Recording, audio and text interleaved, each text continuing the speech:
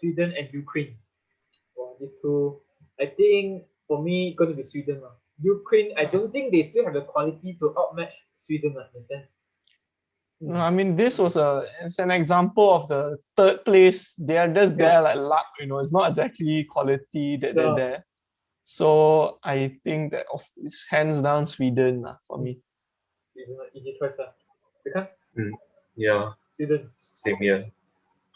Yeah. Ukraine is not that impressive in the group stage, I feel.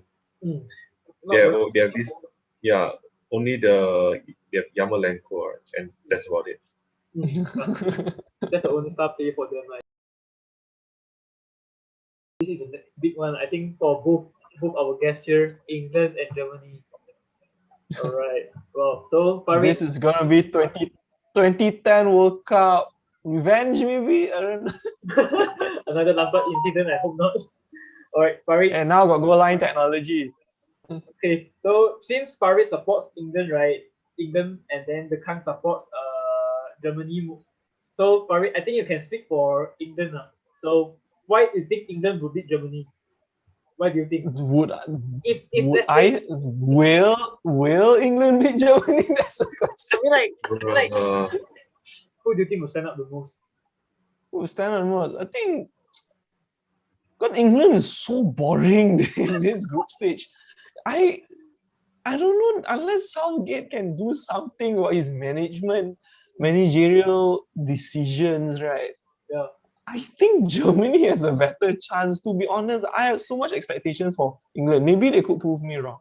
Yeah. Maybe suddenly you see Harry Kane out of nowhere, he become prime Lewandowski type style. I think good. Maybe Southgate finally plays Sancho and makes a difference. Sancho on the right and Grealish on the left, maybe. Because who is it? Mason Mount might not be able to play also, maybe because he's under quarantine. I'm not sure when he'll be out. So, and then Rashford hasn't done anything, maybe he can play. And then if they play a proper left back, I still don't think, because he's still playing really slow. Kane is not there attacking.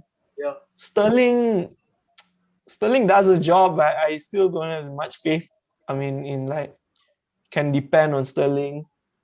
Maybe Foden can be in place of Mason Mount. Like play Foden behind Kane. Maybe that can make a nice difference. But I can say all this, can give professional analysis, but I don't know whether Gareth Southgate will ever listen to it. Hope he listens to this podcast, Yeah, because I don't know whether he can actually do it or not. Okay. I don't know whether England can do it. So if I were to actually say England can do it, it's out of biasness because I support England. But maybe if thinking about pure football sense, Germany plays more nicer football. Oh, true. I mean, Foden, they actually, remember England fans, during the first match, they actually Foden played quite well, right? And they keep calling him the new Gaza, the new Iniesta. But then to the second or third match day, he's nowhere to be found. Yeah, it's the typical English hype. That's one thing. We always think English can do great things and stuff, but they are class players, but sometimes at certain situations they are overhyped until to the point that maybe it gets to the head and they become arrogant and they couldn't perform. So maybe just to think of how arrogance is, right? Just honestly, Foden class player, but look at his hairstyle and stuff like that. It shows that he has a certain arrogance that I can do this type thing. And then second game he wasn't there, nothing. Third game he was benched. Although third game they say I want to rest, so they play Saka. But Saka was the surprise, played well, but also not so great. He got man of the match, but I also don't see what's so great. If you want to give basic ratings in the whole squad, right? Remember sometimes man of the match is 10 out of 10 performance, 9 out of 10 performance, 8 out of 10. But at this point, I think why England does well is because it's a 7 out of 10 type of performance. The rest is 6 and 5. It's bare average. I mean, if England, right, they still really cannot find their gear, I think it's very hard for them to beat Germany. Because as we all know, Germany is a team, a whole unit right there. So they're not played by individual players; they play as a team. So if England still cannot find the attacking gear, right, I think it's hard for them. Yeah, because I think a recent interview, Muller actually says that why Germany you don't see German players winning Ballon d'Ors or individual awards much because they are since young focused to be playing as a team. And then he said that because of that, you won't see us winning individual awards, but if you look in our jersey, you see the many stars.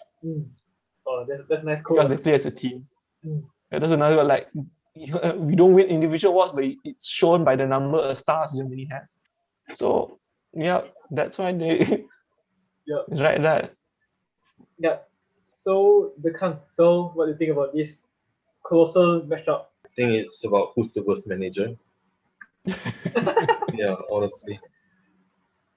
England is just team selection really, but Germany, it's more of a team tactic. Yeah, I'm not concerned about their attack. I'm concerned more about our defense. Germany is quite close though both offenses, but we've seen how good Havertz is this tournament. So it's quite close. But then the biggest difference I'll say is the midfield. If Goretzka plays with Kroos, then we completely dominate the midfield. Goalkeeping wise, I think we know who's better. Yeah, man, it's quite hard to say. Germany switch off very, very frequently. So I think at this moment for Germany, right, because Germany played really well against Portugal because it exploited their defense, right, on their right side. So I'm just thinking back, like imagine if England had one Bissaka. I think you guys cannot penetrate the right side. you won't know. But then like Or Trent. England barely considered, right? They didn't consider goal. They're like typical park the bus team lah to say lah. But like, and then you don't see Germany being a threat when they keep crossing balls like this. So that's another problem. So it's hard to say. Yeah, hard to say. Very hard to say. Maybe Germany. It's either one of them get battered, it's like literally it can either be a very entertaining, like one side really full on attack and shatter the team, could be a boring defending team, could be a very scrappy one goal game. So really it's hard to say. It's really depending, like what you said, they kind of like really depends on the managerial tactics. It's like if individual players, it's like really class. It's like it's a world class match, but depends on the manager lah. Yeah. I'll go Germany on penalties. Oh, penalties. I think it's England's weakness. I think I think England can win maybe scrappy goal. If Sterling scores again and that's the only goal, I mean, like, I do not know what to say. I really do not want to say. Like especially if Sterling beats Hummels to a header. Hey bro, do you remember not Messi beat Ferdinand in a header in the Champions League final, remember? Yes, I remember nothing that. is impossible, bro, I tell you. Yeah, nothing is possible. But oh my god, it's yeah.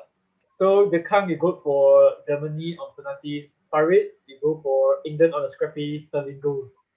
Yeah, scrappy one goal or something like that. So for me, I'm going for Germany, I think. Because for me, I think England, they playing like very shattered. Like their attack, I don't feel like as a unit. Like the chemistry is okay, but like it's not fluid I think it's not fluid But it's depending if Southgate he put Sancho or Grealish as a game changer, I think like it will have a different saying I think. Alright, so I think our prediction against Sweden and Germany. Oh, these are Germany / England. Hard to say. Hard to say.